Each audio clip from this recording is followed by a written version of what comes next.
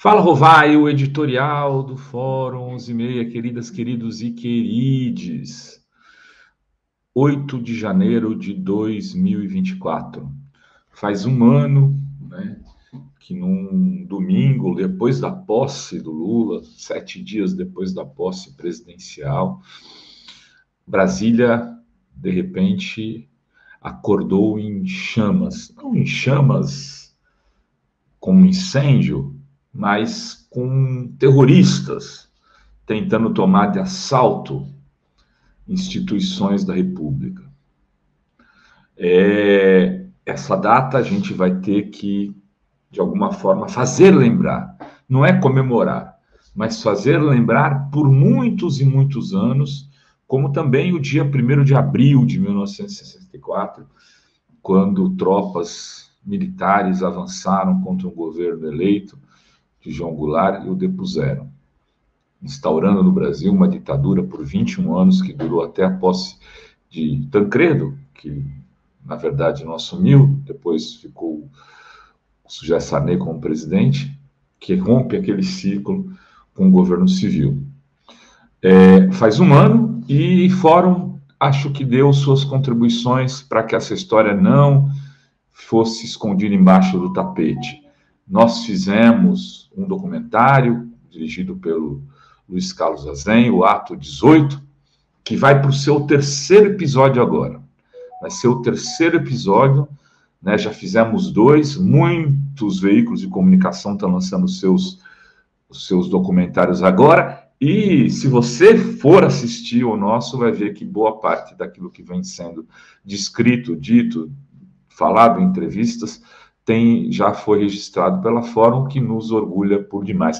Mas isso é o de menos no tamanho do problema que a gente tem. A questão é que a principal figura daquele 8 de janeiro de 2023, há um ano, o comandante do golpe, o general do golpe, o capitão do golpe, continua solto. Porque foi Bolsonaro quem organizou aquele golpe. Foi Bolsonaro quem silenciou e não aceitou a derrota eleitoral em 2022, né? Não parabenizou o presidente eleito da República, falou que tinha sido roubado e estimulou a o seu gado, né, a ir para frente dos quartéis, questionar a legitimidade daquela eleição e chamar os militares ao golpe de Estado, que não ocorreu por alguns detalhes. Sim, porque nós tínhamos Lula na presidência, Flávio Dino no Ministério da Justiça, Alexandre de Moraes no Supremo, mas também porque os americanos vieram aqui 3, 4 meses antes da eleição, mandaram seus interlocutores conversar com os militares brasileiros e disseram: Nina, não aceitaremos golpe, porque o comandante da Marinha falou para Bolsonaro, segundo o depoimento de Mauro Cid, que estava com ele, que iria para o golpe. O do Exército falou: olha, nós tivemos um recadinho aí, nós não vamos não. Os recadinhos eram do governo americano. Então, esse 8 de janeiro tem que ser lembrado, ele não tem que ser celebrado. Pô, celebrado do ponto de vista da vitória, até que sim, porque nós vencemos, a democracia venceu, as instituições se mostraram fortes no Brasil, alvissaras, mas é como comemorar a morte de alguém. Não, vamos celebrar a vida, vamos fazer lembrar que isso quase aconteceu aqui e que a democracia vingou e que é preciso fazer justiça. É preciso fazer justiça, que é preciso colocar na cadeia aqueles que estiveram também no comando desse golpe, não só aqueles que estavam na Praça dos Três Poderes, naqueles atos bárbaros. Vira a página. Quero falar também aqui nesse Fala Rovai do padre Júlio Lancelotti, porque se montou um esquema de destruição da sua reputação, movido por um vereador chamado Rubinho Neves, que já foi do MBL. Como é que é, Rubinho? Nunes, não é Neves, que é uma pessoa tão importante, Rubinho Nunes, que foi do MBL, agora não é mais, rompeu, mas que os métodos são exatamente os mesmos. E o MBL entrou nessa campanha do Rubinho Nunes nesse final de semana, e pessoas ligadas a esse movimento, que é um movimento canhesto, abjeto, divulgaram um vídeo onde o padre estaria se masturbando. E o interlocutor, do outro lado do telefone, seria o menor de idade, mas o vídeo eu não vou mostrar aqui, evidentemente. Não mostramos na fórum. Mas a gente passou para um perito e ele, na hora, né, fez o laudo sem muito, o Mário Gazziro, ele fez o laudo sem muito pestanejar, um laudo informal, ele vai trazer o laudo formal hoje a público, né, mas ele estava no final de semana com seus computadores, mas numa primeira verificada já viu que se tratava de fake news. O MBL teve a pachorra do seu líder, Renan dos Santos, um cara que tem mais processo do que eu tenho de idade, né? Esse sujeito disse assim, o cara está morto.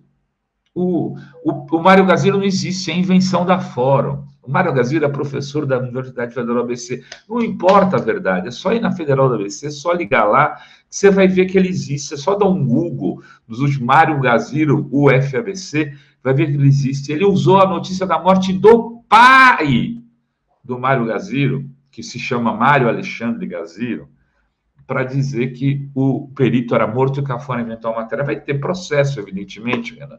Se prepare, porque você está difamando a revista, injuriando a revista, com base numa informação falsa.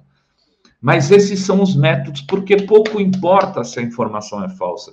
O MBL vai usar ela tantas vezes que você um dia vai encontrar alguém da família e o cara falar, mas vocês inventaram aquele laudo na mesa de jantar, e vai ter que se explicar, né? Esse mecanismo da mentira que levou, por exemplo, e aí virando para a terceira página desse Fala Rovai, Lula, 580 dias da cadeia. Eu estava me perguntando, mas será que os caras inventaram um vídeo? Uma pessoa que trabalha na Fórum perguntou no nosso grupo de redação.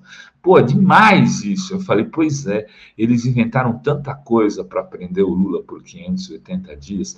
Evidentemente que eles são capazes de fazer isso. Como a gente não achava que eles fossem capazes de tentar um golpe de Estado e tentar em 8 de janeiro de 2023. Nós estamos fazendo política com porcos, né? Pessoas que não têm nenhum tipo de dignidade, nenhum compromisso ético e moral. São pessoas que, como esse Renan Santos, inventam uma informação de que a pessoa que fez o laudo desmascarando a fake news do MBL está morta. E ele não tem compromisso ético nenhum, com verdade nenhuma. Ele está se lixando, ele vai falando isso e deixa para lá. Vida que segue. Vida que segue. Porque ele não tem reputação a defender. Essa gente, aliás, esse movimento foi quem começou esse processo de fascistização da política no Brasil. Fascistização que se opera na desinformação. A desinformação é a base da fascistização desse movimento bolsonarista e de gente como do MBL.